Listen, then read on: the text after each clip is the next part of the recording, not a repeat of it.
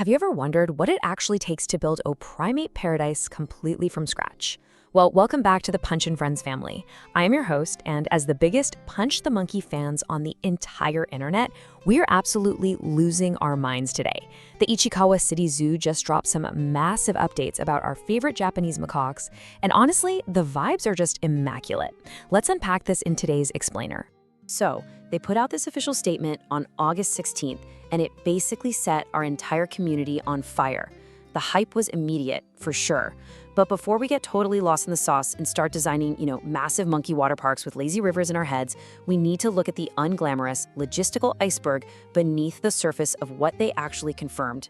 All right, let's kick things off with Section 1, Triage for snow monkeys.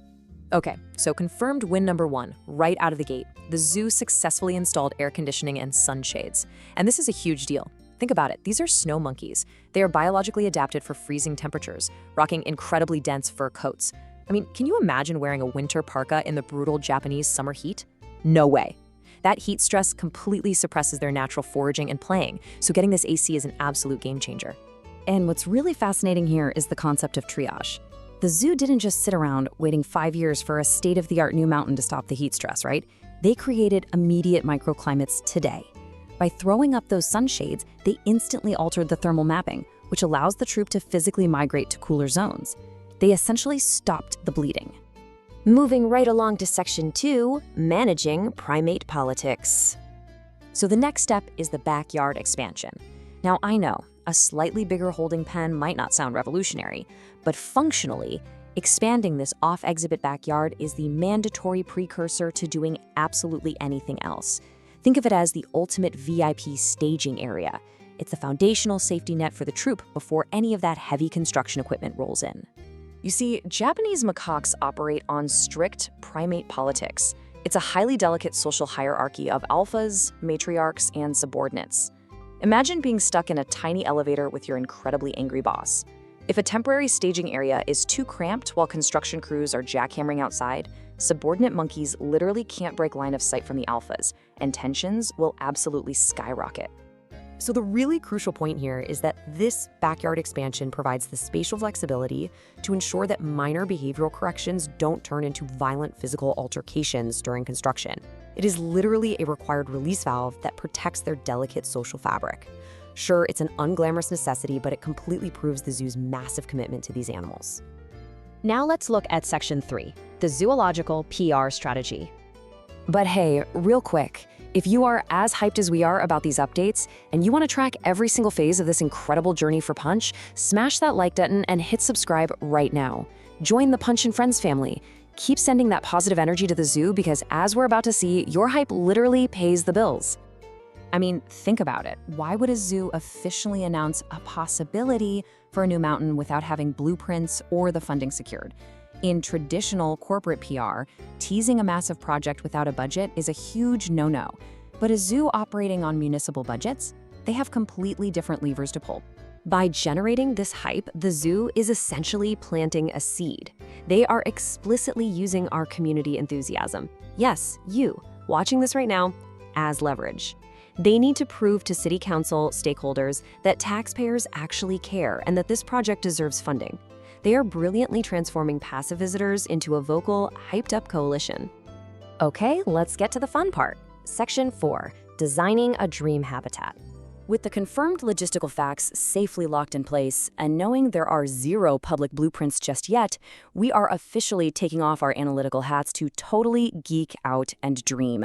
And that starts with visual barriers. Out of sight, out of mind. If a subordinate macaque accidentally offends an alpha, dynamic visual barriers like trees or ridges allow them to simply dart away, vanish like a ninja, and end the conflict on the spot. This sharply contrasts those stressful, old-school monkey mountain designs. Those concrete cones are basically just gladiator amphitheaters with zero hiding spots where everyone sees everyone at all times. A modern dream habitat features undulating terrain, massive deadfall trees, and deep crevices where macaque can just chill out and be completely invisible for a moment of peace. If we're purely dreaming at this blueprint, who wouldn't want a thriving ecosystem? We're talking massive vertical complexity and dynamic foraging. Imagine a shallow filtration stream where zoo staff can scatter seeds and nuts. It forces these amazing swimming macaques to wade into the water and actively hunt for food, engaging their giant brains instead of just eating off a flat concrete slab. And that leads us to our final and most important part, Section 5, a lifesaver for Punch. Ultimately, all of this architectural dreaming connects directly back to the absolute heart of why our channel even exists, and why we follow this troop so closely. Our boy, Punch.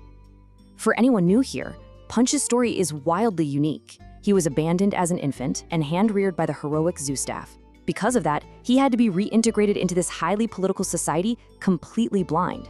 He didn't learn the nuanced behavioral language or submission postures from a mother.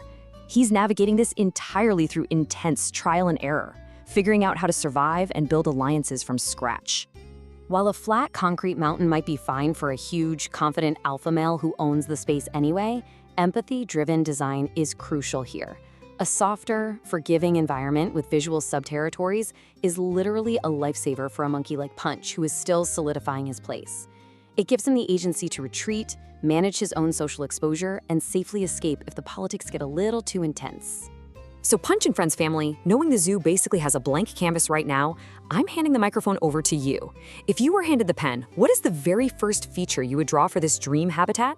Drop your craziest ideas in the comments below. And actually, wait, I have a wild question for you guys. Since they're building a whole new habitat from scratch, why not just rename the whole thing to Punch Monkey Mountain? I mean, come on, who is with me on this?